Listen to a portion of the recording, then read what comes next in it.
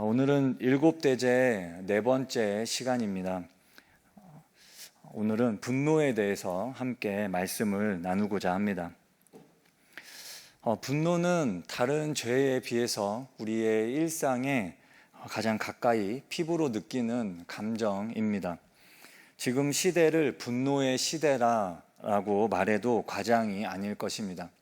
우리는 대중매체를 통해서 분노에 대한 다양한 이야기들을 접할 수 있습니다. 자동차 운전 중에 신호가 바뀌었는데도 출발하지 않으면 분노의 경적 소리가 뒤에서 울립니다.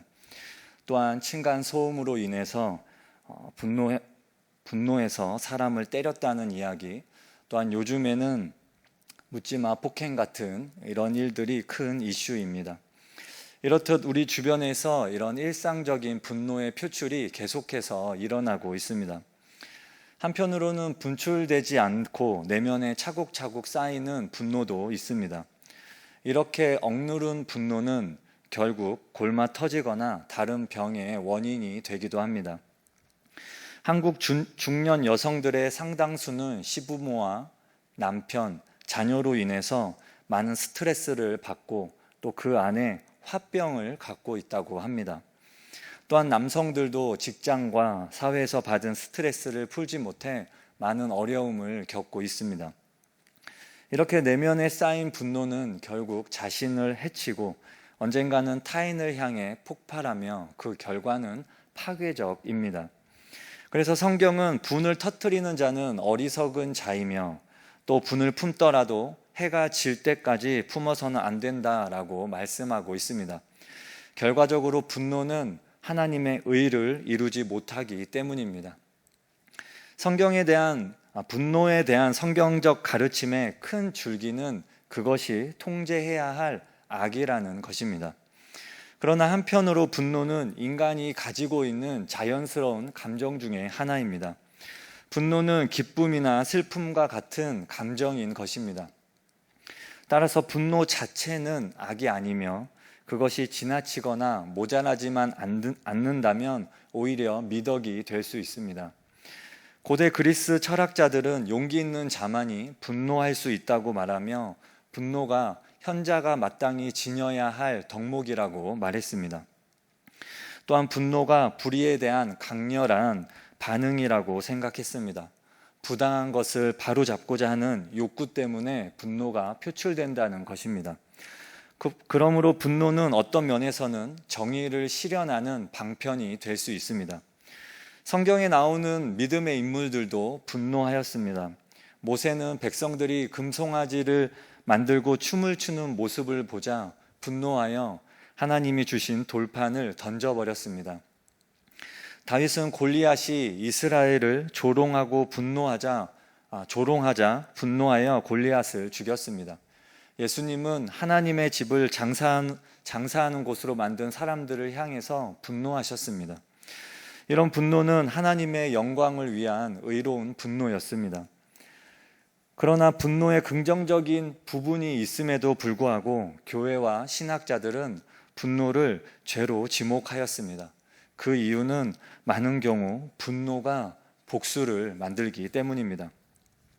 복수는 고통받은 만큼 되갚아 주겠다는 의지입니다.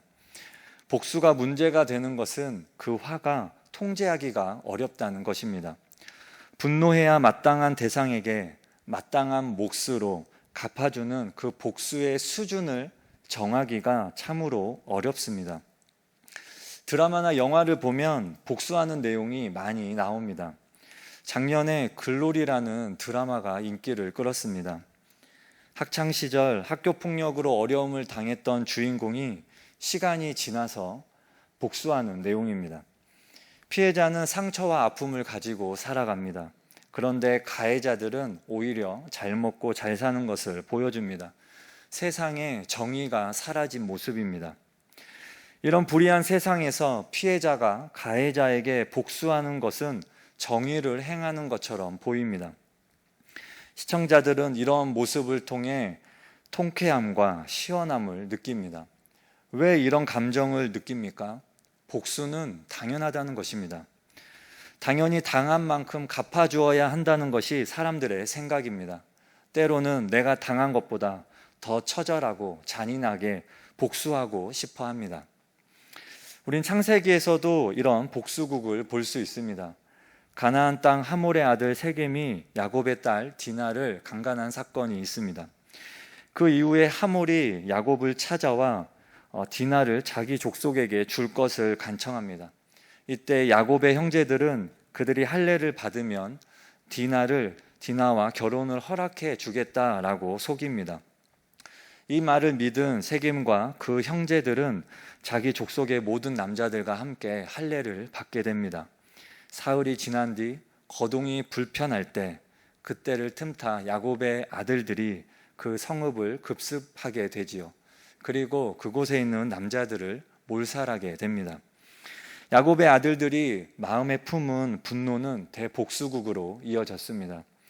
이렇듯 분노는 통제하기가 어렵고 복수는 내가 당한 것보다 더 잔인하게 실행됩니다. 복수는 필연적으로 상대방을 적으로 만듭니다. 여기에는 어떤 은혜도 개입되지 않습니다.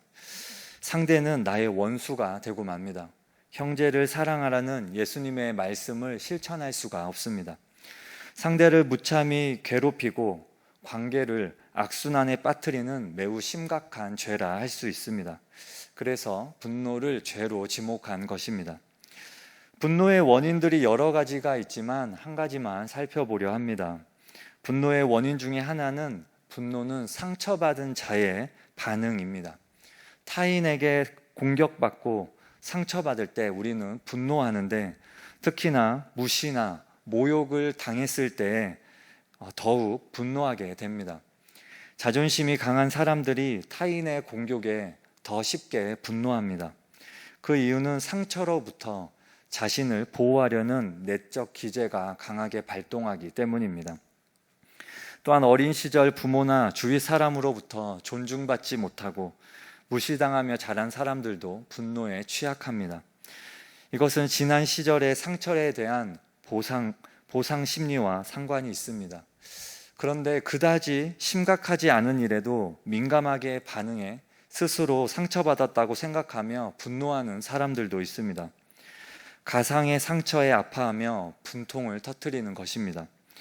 여기서 우리는 사건의 객관적 상황보다 본인이 그것을 어떻게 느끼는가가 더 중요하다는 것을 알 수가 있습니다.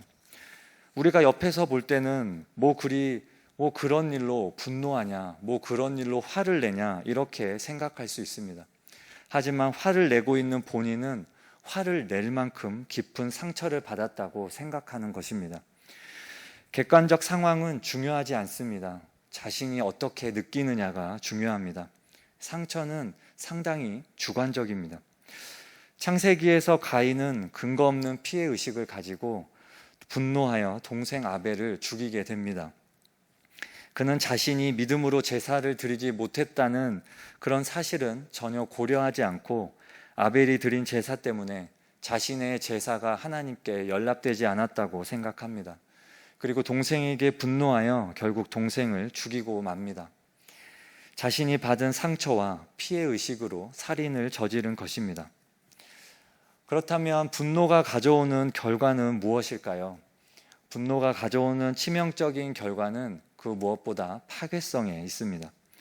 구약 성경에서 분노라는 단어의 의미는 불처럼 맹렬히 타는 것입니다. 분노는 불처럼 상대를 순식간에 태우고 잿더미로 만드는 파괴적인 죄임을 알 수가 있습니다. 분노의 파괴성을 보여주는 그런 극단적인 사건들이 우리 주변에서 일어나고 있습니다. 인터넷 뉴스에 분노를 검색해 보면 분노와 관련된 기사들이 줄줄이 나오게 됩니다. 2018년 강서구 PC방 살인 사건이 있었습니다. 살해 동기는 무시받았다는 분노에서 비롯되었습니다. 경찰 조사에서 가해자는 아르바이트생에게 게임비 1,000원을 돌려받지 못해 분노가 치밀어 올랐다라고 말했습니다. 그래서 쓰레기를 버리고 돌아오는 아르바이트생을 향해 칼을 휘둘렀습니다.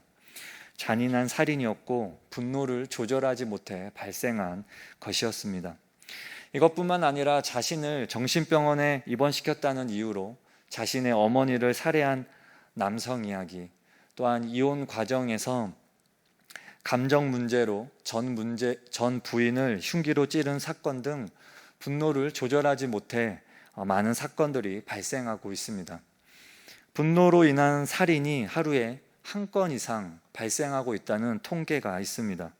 이렇듯 분노의 결과는 파괴적인 것임을 알 수가 있습니다. 그런데 분노가 폭력적인 행동으로만 나타나는 것은 아닙니다. 일상에서 분노는 말로 나타나는 경우가 훨씬 더 많습니다. 사실 말은 폭력만큼이나 파괴적인 결과를 낳습니다. 화가 나서 내뱉은 멸시에 찬 말 한마디가 인격을 짓밟는 크나큰 상처를 주기 때문입니다. 예수님은 형제에게 라가, 즉 골빈 놈이나 미련한 놈이라고 부르는 자는 지옥불에 떨어진다라고까지 말씀하셨습니다.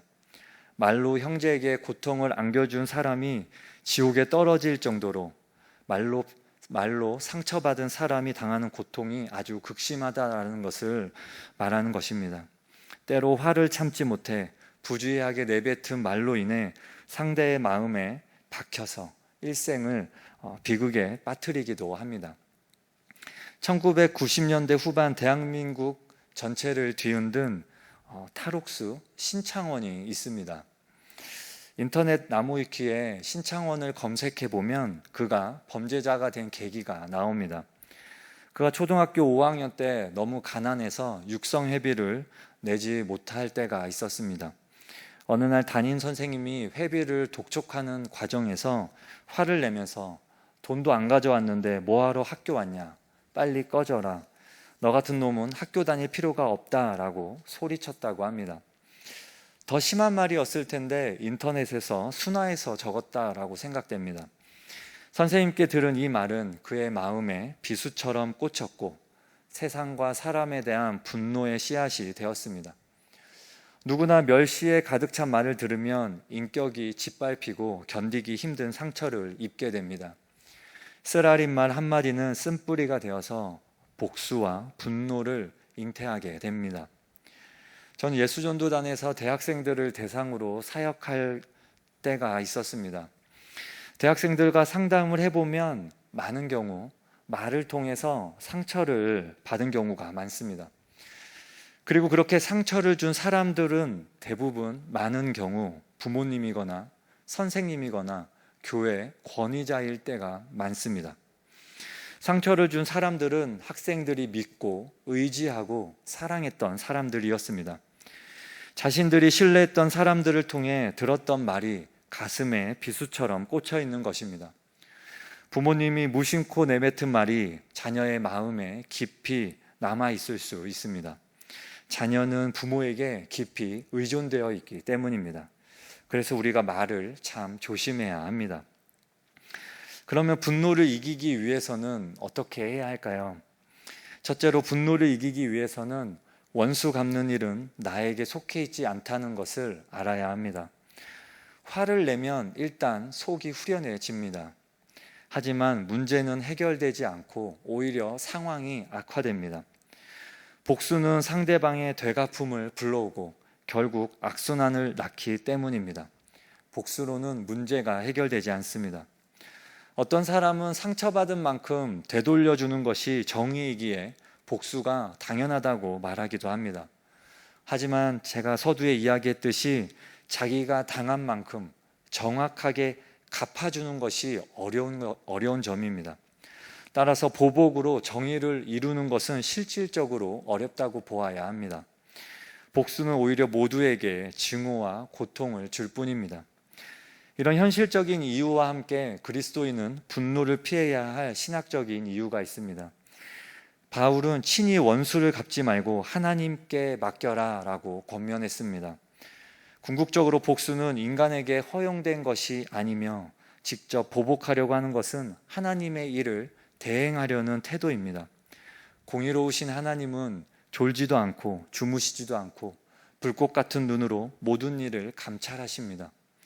따라서 우리는 하나님이 적절한 때에 마땅하게 벌하시리라 믿으며 보응을 하나님께 맡겨야 합니다. 이것이 신자가 취해야 할 윤리이며 믿음의 태도입니다. 다윗은 자기를 죽이려고 했던 사울에게 원수 갚을 기회가 2번이나 있었지만 자신이 직접 행하지 않고 하나님께 맡겼습니다. 또한 시편에서 보면 고난 가운데 간구하는 시들이 많이 있습니다. 그리고 원수 갚는 일을 하나님께 맡깁니다. 시인은 하나님께 통곡하며 간구하면서 동시에 하나님이 심판하실 것을 믿습니다. 자신의 무고함을 하나님께 아뢰면서 맺힌 분노를 풀게 됩니다. 그리고 자신에게 복수할 권리가 없음을 인정하면서 하나님이 의롭게 다스려 주실 것을 맡기는 것입니다. 무척 비현실적인 것 같지만 이것이야말로 가장 궁극적인 해결책입니다. 둘째로, 분노를 이기기 위해서는 용서해야 합니다. 용서는 분노를 해결하는 가장 정확하면서도 근본적인 방법입니다. 왜냐하면 분노가 치밀어 오를 때 순간적으로 그 기운을 누를 수는 있지만 그렇게 억누른 분노는 언젠가 다시 불쑥 솟아나오기 때문입니다. 따라서 가장 확실한 방안은 불의의 분노의 뿌리를 뽑는 것인데 그것이 바로 용서입니다. 에베소서 4장에 보면 모든 악독과 노함과 분냄과 떠드는 것과 비방하는 것을 모든 악의와 함께 버리고 서로 용서하기를 하나님이 그리스도 안에서 너희를 용서하심과 같이 하라, 이렇게 바울이 권면하고 있습니다. 분노한다는 것은 이전에 받은 상처에 얽매여 있다는 뜻입니다. 용서는 우리로 하여금 그 상처에서 벗어나게 해줍니다. 헬라어로 용서의 의미는 체포된 상태에서 풀어준다라는 의미입니다. 무엇에게 체포된 것입니까? 분노에게 체포된 상태에서 풀어준다는 것입니다. 아프리카의 어느 부족에게는 용서의 주간이 있다고 합니다. 전 세계에서 이 부족 외에는 어떤 곳에도 이런 풍습이 없다고 합니다. 이 용서 주간은 일정한 날짜가 정해져 있는 것이 아닙니다. 그저 날씨가 좋은 날을 잡아서 그 부족의 모든 사람이 지금까지의 잘못된 일들, 오해든 사실이든 상관없이 모두 용서해주는 주간이라고 합니다. 용서에는 특별한 날과 특별한 이유가 있는 것이 아닙니다. 그저 날씨가 좋아서 용서의 주간을 정하고 용서의 주간이기 때문에 모든 잘못을 용서해주는 어느 아프리카 부족처럼 주님의 마음을 가지고 모두에게 용서하는 마음이 우리에게 필요합니다. 용서를 통해 우리의 마음이 체포된 상태에서 풀려나게 됩니다. 제가 지금 용서에 대해서 이야기하고 있지만 용서한다는 것은 참으로 어려운 일입니다. 이게 지금 제가 설교니까 제가 원고대로 이렇게 줄줄줄 읽고 있는데요. 나에게 상처를 주고 나에게 모욕을 준 그 사람을 용서하는 것은 내 힘으로는 감당하기 어려운 일입니다. 제가 방금 하나님께 맡겨야 된다, 나의 모든 그런 분노의 마음들을 하나님께 맡겨서 하나님이 보응하시도록 해야 한다, 이런 말씀을 했는데요. 하나님께 맡긴다는 건 참 어려운 일입니다. 하나님께 맡긴다고 내 앞에서 원수가 벼락을 맞는 것이 아니지 않습니까? 내가 내 손으로 보복하고 싶고 내가 내 손으로 원수에게 직접 행하고 싶은 것이 우리의 마음입니다. 원수가 오히려 잘 먹고 잘 살 수도 있습니다.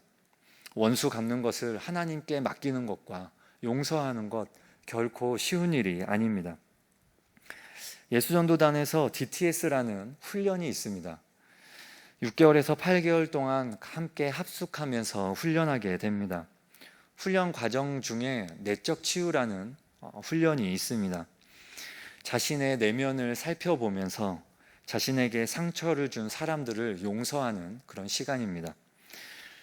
그런 상처를 준 사람들 안에는 나 자신도 포함합니다. 내가 나 자신에게 상처를 주기도 하기 때문입니다. 생각하기도 싫은 과거의 상처와 아픔을 떠올리면서 그때를 기억하면 다시 분노가 올라오게 됩니다. 그러면서 나에게 아픔을 준 그 사람들을 용서하는 시간을 갖게 됩니다. 이런 과정을 거치다 보면 나에게 상처를 준 그 사람들을 향해서 분노하다가 분노의 방향이 하나님을 향할 때가 있습니다. 나를 사랑한다고 하면서 내가 이렇게 힘들고 어려운 그 순간에 하나님은 어디서 무엇을 하고 계셨는가? 이런 질문이 떠오르게 됩니다. 그러면서 하나님께 분노가 향하는 것입니다. 정말 성령의 은혜가 필요한 시간입니다. 그런데 이 시간을 보내다 보면 놀라운 깨달음을 얻게 됩니다. 여기서부터는 굉장히 주관적인 내용일 수 있습니다. 상처와 아픔을 떠올리면서 그 속에서 고통 속에서 몸부림칠 때 그 고통 가운데 하나님은 어디에 계셨는가? 이 질문 생각하다가 어느 순간 하나님이 그때도 나와 함께하고 계셨구나 라는 것을 깨닫는 순간이 찾아옵니다. 내가 자존심 상할 때 하나님도 함께 자존심 상했고, 내가 상처 입을 때 하나님도 함께 상처를 입었다라는 것을 깨닫게 됩니다. 하나님도 나와 함께 상처와 아픔을 겪으시면서 그 순간 나와 함께하고 계신 그 하나님을 느끼게 되는 것입니다.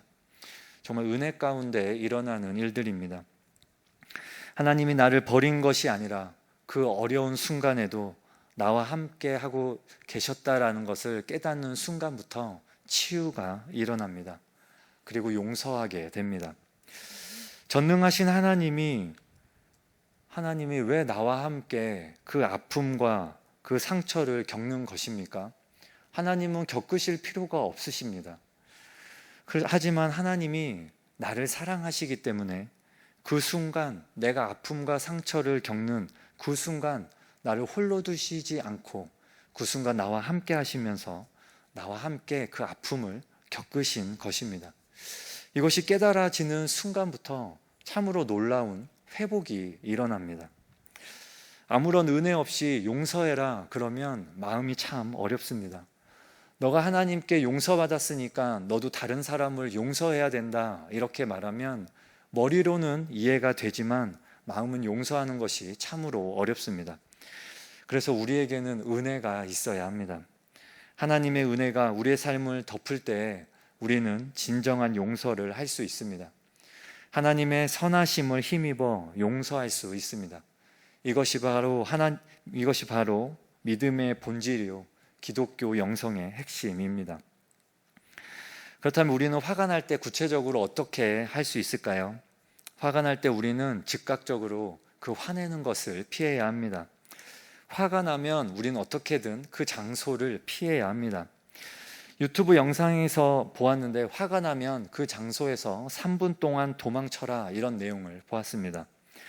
3분 동안 걷거나 뛰면서 그 자리를 피하는 것입니다. 그러면서 머리를 식히는 것이지요. 의지적으로 화를 늦추는 것입니다. 즉각적으로 화를 내면 좋은 결과는 없을 것입니다. 화를 늦추고 화가 나는 원인을 분석하는 것입니다. 그러면 의외로 주관적인 느낌과 섣부른 판단으로 화를 내고 있는 자신을 발견하게 됩니다. 또한 화난 감정을 표현하는 것이 참으로 중요합니다. 정신과 의사가 쓴 책에 보니까 화난 감정을 일기를 통해 표출하는 것이 참으로 좋다라는 것을 말했습니다. 상대방과 대화를 통해 나의 화난 감정을 표현할 수 있다면 너무 좋겠지만 상대방은 상처를 준 것도 모르는 상태에서 상대방과 대화를 한다는 것은 참으로 어려운 일입니다. 그리고 소통할 수 없는 상대도 있습니다. 그럴 경우 일기를 통해 자신의 감정을 표현하는 것이 도움이 된다라고 말하고 있습니다. 지금까지 분노에 대해서 살펴보았습니다. 분노는 위험한 폭약과 같습니다. 세이어즈는 분노를 터뜨리면 수습하기 힘들고 깨어진 평화를 회복하는 데는 비용도 많이 든다라고 말했습니다. 갈수록 분열과 싸움으로 험악해져 가는 사회입니다.